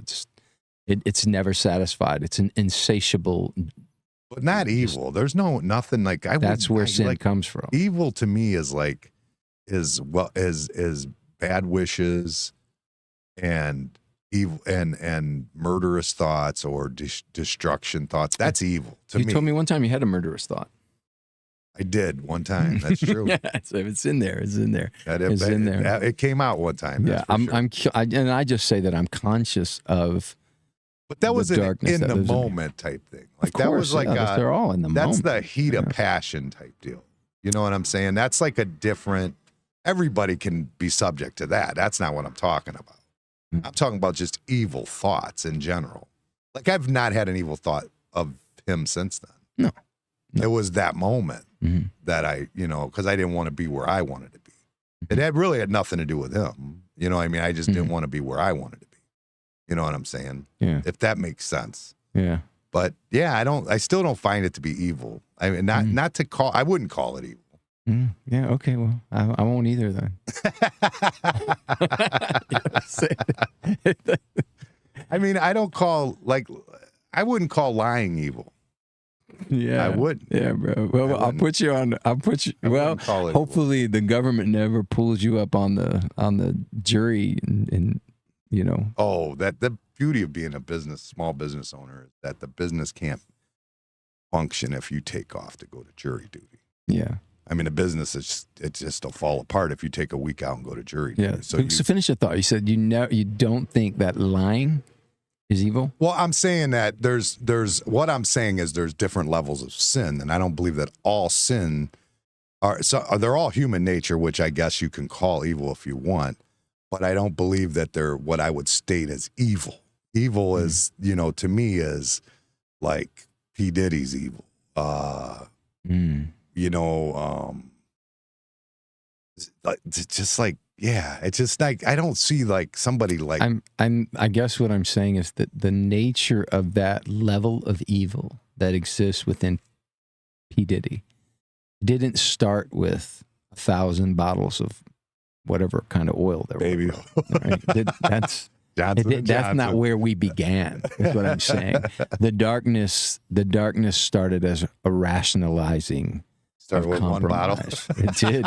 It started with a rationalization of compromise, of justification of why I deserve or why I would do this, or it'd be like going to work and working for Jim at the bar, and then I got to get home and I need a 5 spot to get some gas, or and then $5 turns into $10 tomorrow.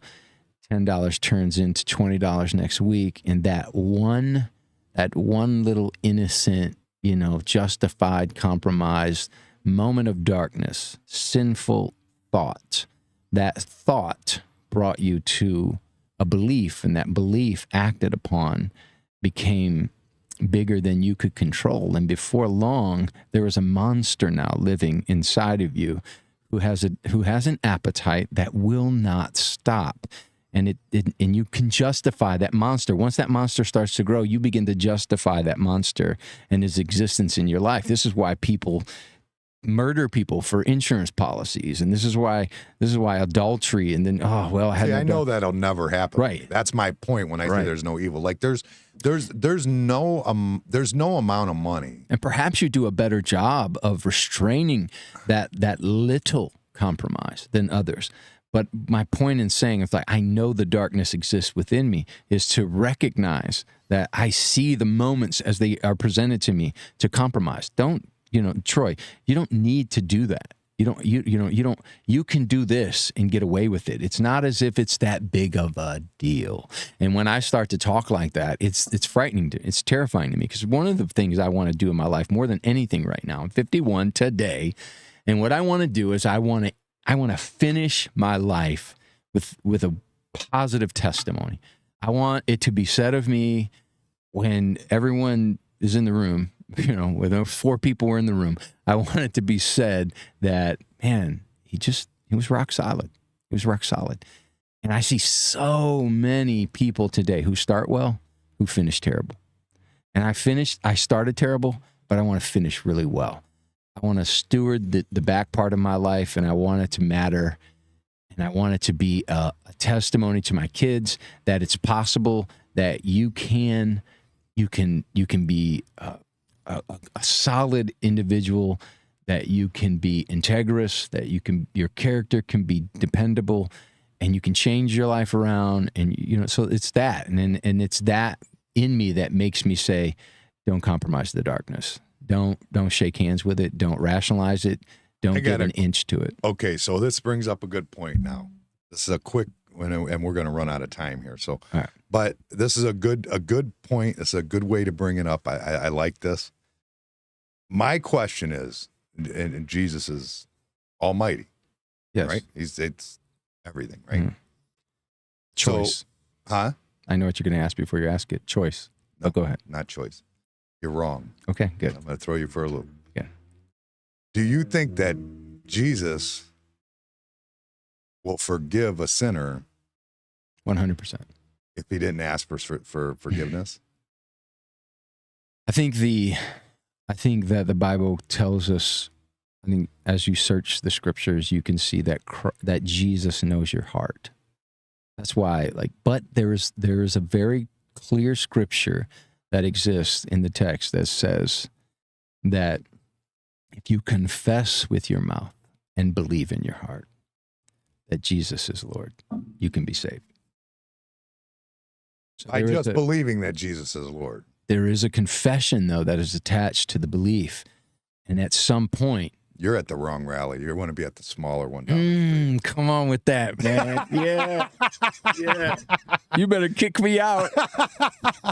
Oh, my gosh. That's going to come back to haunt you, dude. Wow. But I believe there is I don't know that you can ever know the heart of an individual, and that in the millisecond of time that it takes to say the name of Jesus, it's never too late to say the name of Jesus. I just feel like the criminal on the cross is evidence of that. Than that. That's what I'm saying. Jesus is better than what? Than to be so stringent and strict. Oh, he is so good. He is so good. Yes, I just don't believe he's that stringent. No, he is so graceful. He is so benevolent and loving and tender and patient with us. And he'll never stop. He never stops chasing us. And this is evidence that he continues. And even though he draws us. Gets a lot of people away from it, though. They feel like there's no bend. There's a lot of bend. I know. And there's so much bend that he'll go into the darkest crevices and cracks of evil that you go into with you, and he'll still call you out of it. He'll still whisper your name as you put the drugs into your veins, as you lay in bed with somebody you're not supposed to be, as you murder the unborn. He still calls your name. He still offers forgiveness. Why did he make sin so much fun? Yeah, it is fun, isn't it? Yeah. A lot of it can be. Well, yeah, definitely. I'm not saying it. I'm just being honest. But I mean, why did he do that? It seems silly. If you're the Almighty, you're making it. Why would you make the worst thing for him so much fun? Because there's a counterfeit version of whatever that is, and then there's the authentic version of it. So sex outside of marriage, it's a counterfeit version. Sex within the confines of marriage, sacred. So much better. And you can take that scenario and run it through every thing in your life. I mean, it's a good question. The enemy will always offer, Satan will always offer you a counterfeit version of the genuine that God offers. And he does it in an attempt to ruin the union with God in the earth. He's after the union you have with God. He so hates the fact that you and I can share union with God when he's been removed from the existence so he of God. gives you faux sex and faux. He gives you everything synthetic. Neurons or what? Everything is synthetic. What do they call that? What is that? When your neurons are firing or whatever from chemicals. Yeah. Your synapses or whatever. Yeah, they're giving you. It's all fake. You're saying. Yeah, it's all orgasmic. So God give you the good stuff. Yeah, you can enjoy Satan all of that. Manipulated it and gave you a cheat. He gives you all of the, and with it comes death, hell, and destruction. I mean, just look at a drug addict. And yes, the moment of high, so euphoric, right? You know, I don't know. I don't know either. But I just I've never done drugs like that. I don't know. I don't know either. I never even like. I smoked pot. I smoked it, but I didn't even like that. I never did either. I didn't like that. But I mean, I enjoyed drinking at one point. I remember drinking. Man, this is But afterwards, I think alcohol miserable. Wasn't as much. I don't think when I was into drinking, I never thought it was as much of like the buzz that I liked. Well, maybe the slight buzz. It was the freedom it gave me. Maybe it was the inhibition in the beginning. Maybe it was the loss of being inhibited. But there was like a social. Exactly. With it. We're like you and your now buddies I'm lubed up and I'm greasy and I'm just fun. I've lost the fear of what like now I can go say whatever I want and but there was a camaraderie. I mean, like there was an actual camaraderie between you and your buddies that drank. Of course. That was like, you know what I'm saying? It was a social act, I think. Well, personally. Definitely.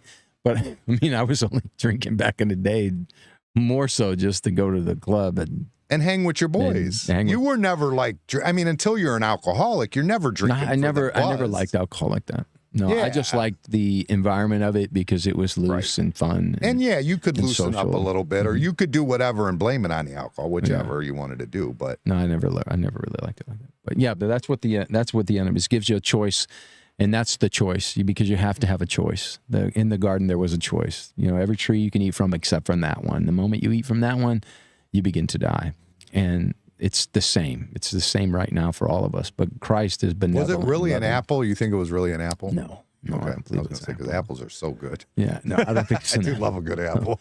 No, don't believe it's an apple. but yeah. All right, but he is. He is. And I've never been humbled. And I think the listeners need to hear this. I've never been humbled by the wrath of God. I've only been humbled by the goodness of God in my life. I guess that was my point. Yeah. Was that it wasn't his wrath that corrected me. It was his amazing love that in the lowest points of my life, he was there. I remember God speaking to me. I was hungover. I was laying outside at my house. I had passed out in the backyard I just got into a fight at Mutt and Jeff's. And it was the lowest point probably in all of my life. Well, second lowest. And I passed out in the backyard because, I got into a fight and I passed out and I should have died. And I woke up with 3 inches of snow on me because I heard the voice of God call me. Woke me up. I stood up. I shot up and I heard God tell me, "You can leave, Troy. You can leave. You don't have to live here like this." And I changed my life. What if somebody slipped you some acid that night? I don't know. Just yeah. That's the gamble. You know what I mean?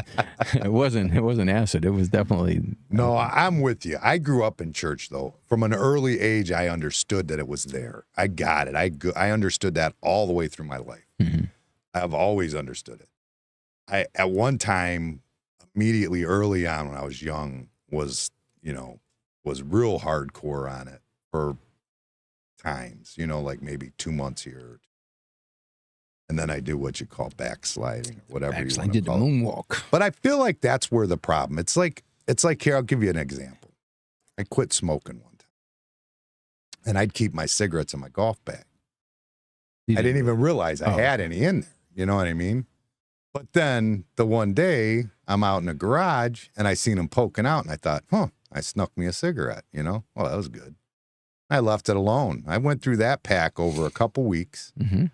And then I bought another pack, kind of slipped it in there, And my ex-wife found out I was sneaking these cigarettes. She went apeshit.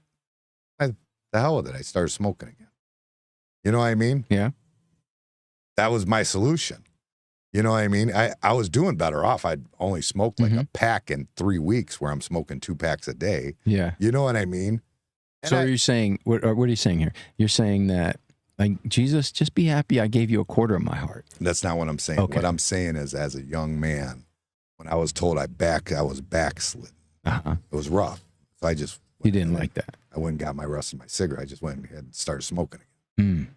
If you understand what I'm saying. I mean, Definitely. I didn't like it.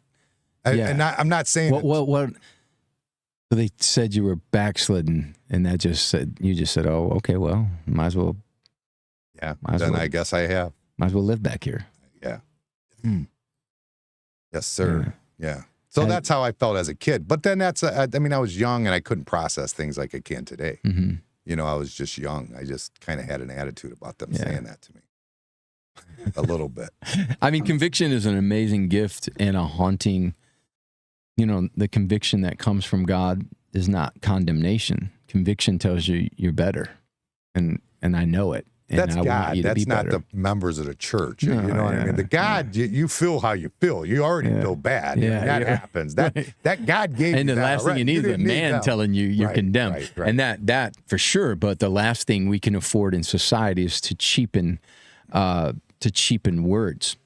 Or like the Amish, when the Amish shun their, they shun their. That's people. definitely in the Bible. It tells you to do that in the Bible. And that's horrible. Yeah. Well, it tells you to bring correction.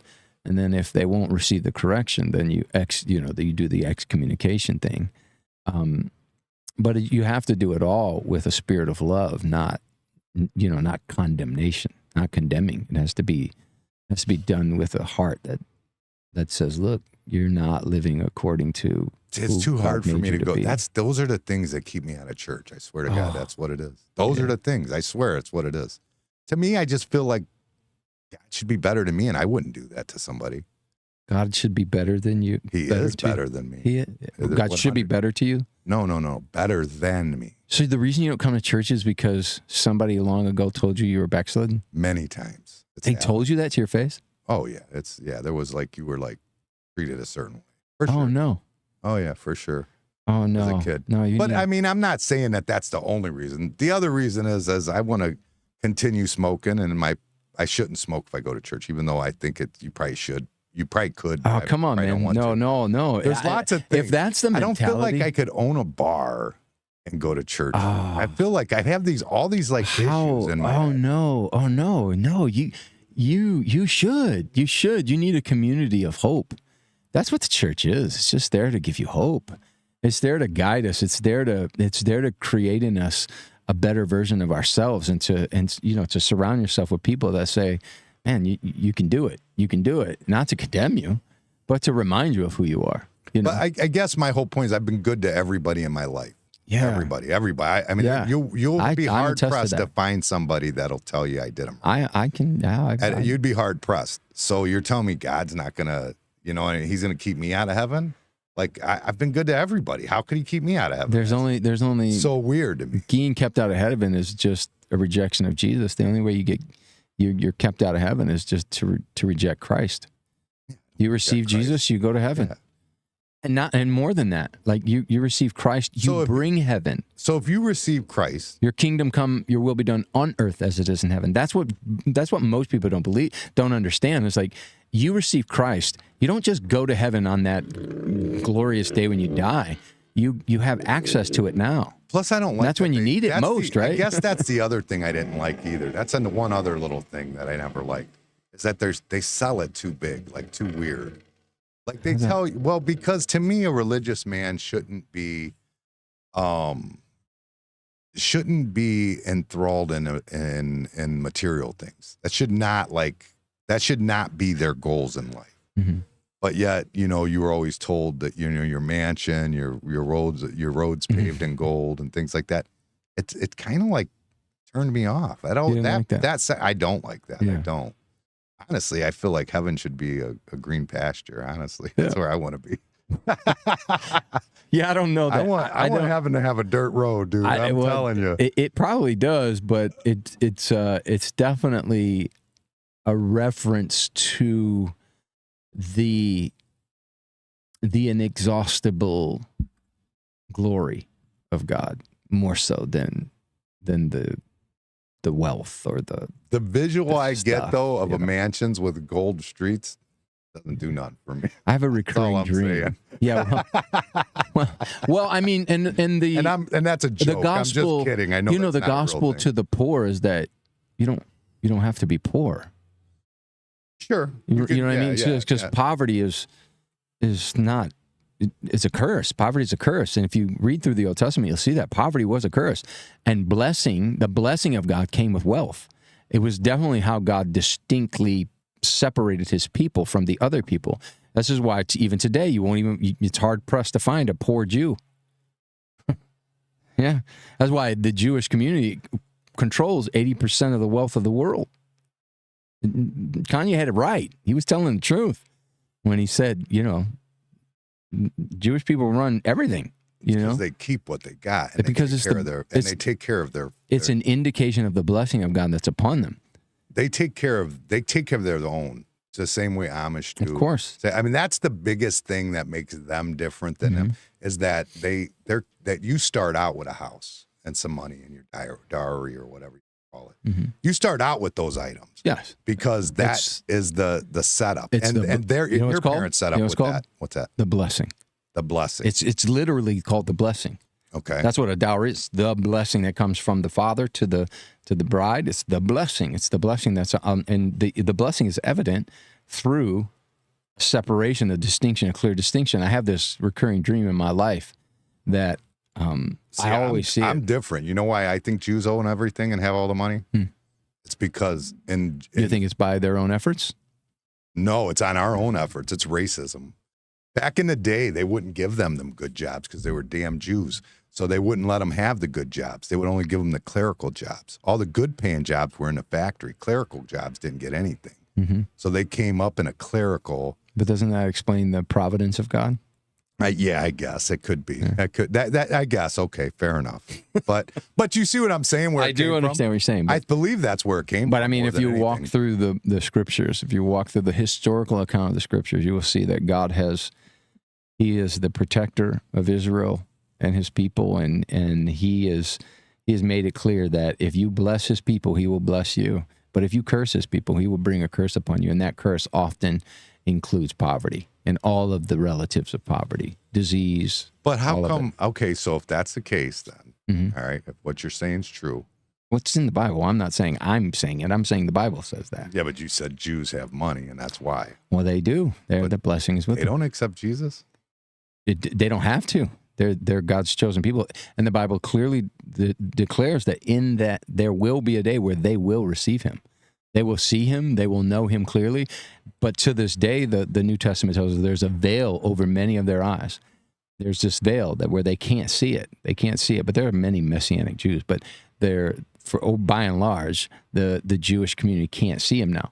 But the unfolding of a prophecy at the end of time, which if we are in, says that Jesus will reveal Himself to. Have you ever been in their church?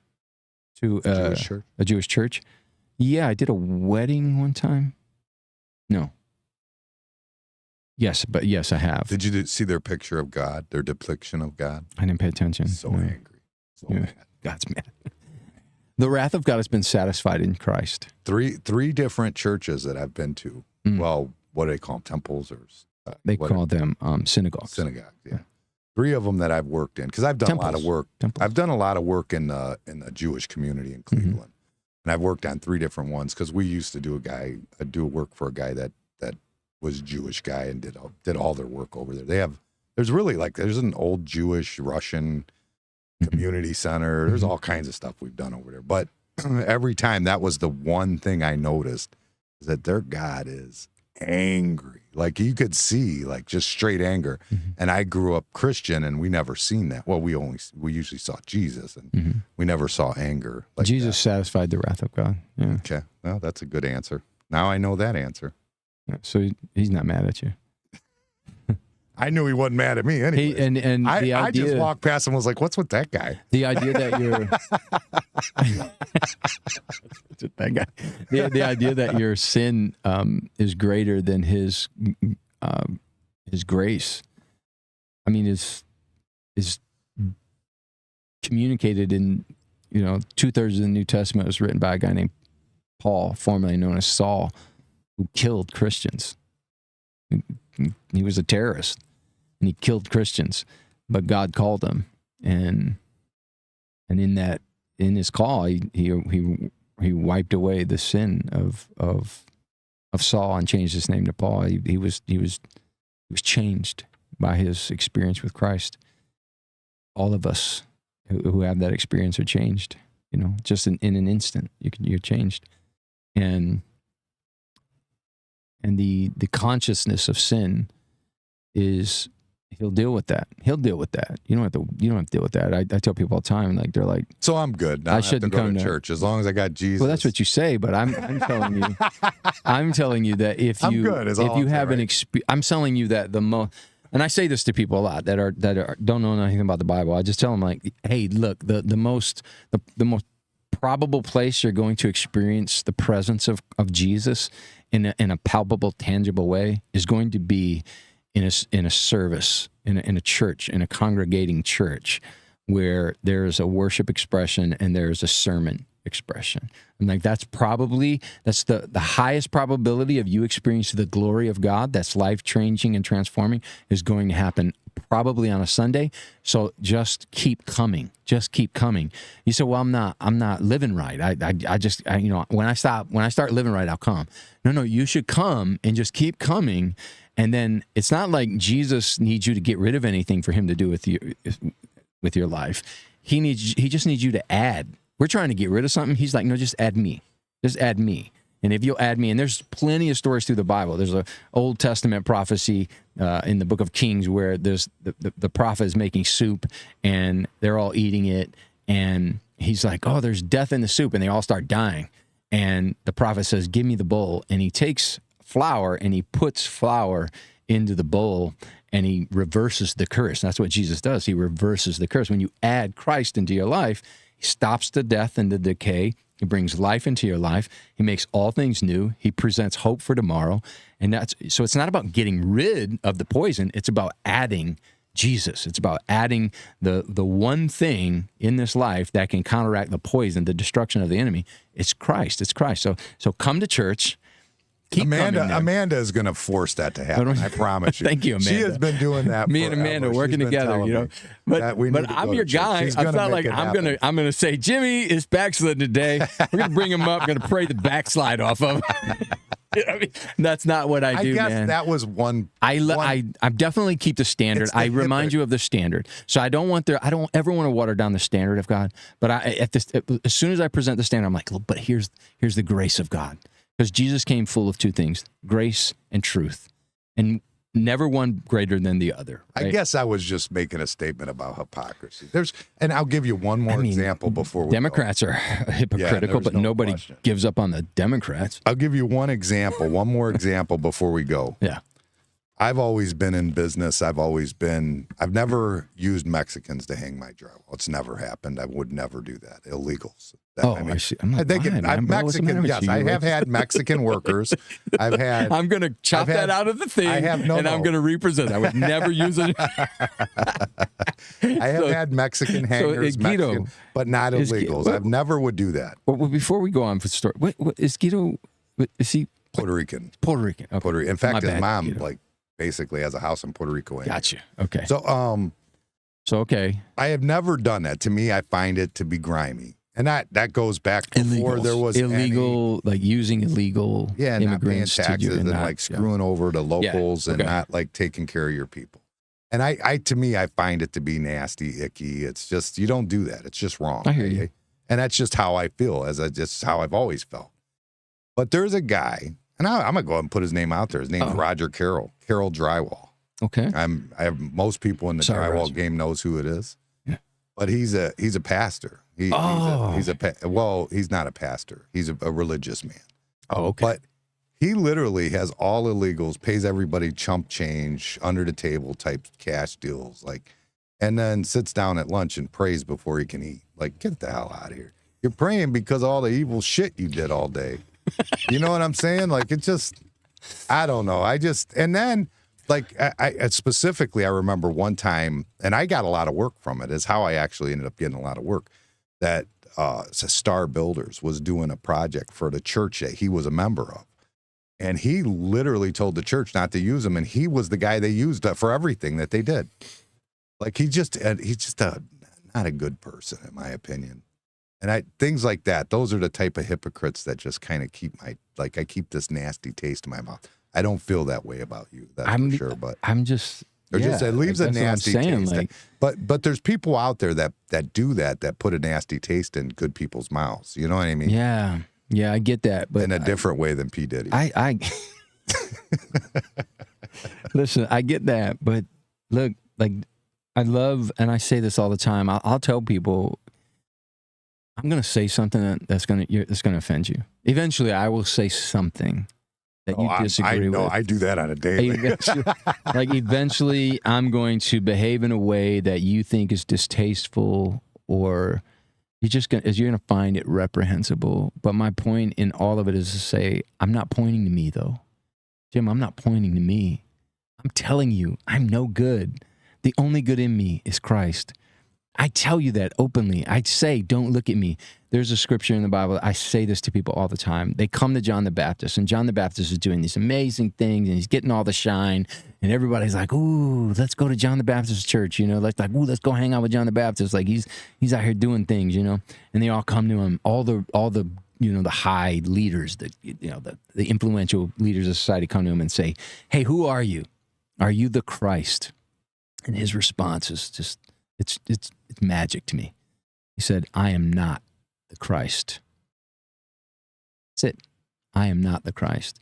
He said, I am the voice of one crying in the wilderness, prepare the way for Jesus. And I just tell people all the time, man, don't look at me. Look at him. He's perfect. He's perfect. I don't know the words to tell you. He does, but don't look at me. And if there's anyone out there, I would tell you, stop looking at man. Stop looking at preachers. Stop looking at teachers. Stop looking at religious leaders. Start looking at Jesus. Leaders don't transform. Christ does.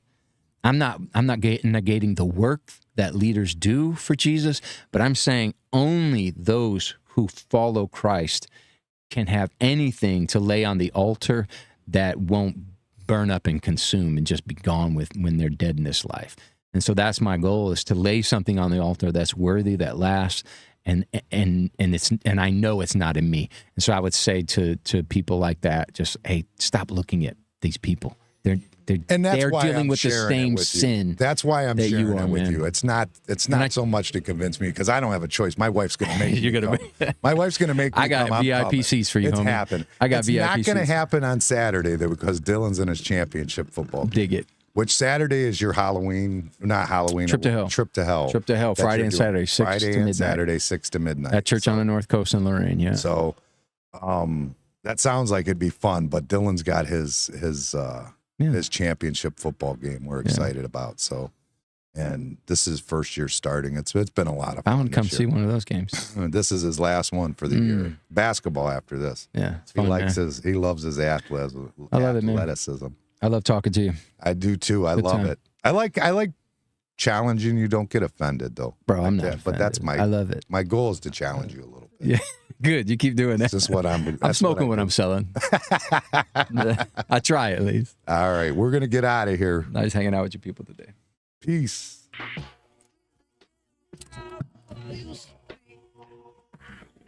All right, my man. All right, buddy. Hit the stop.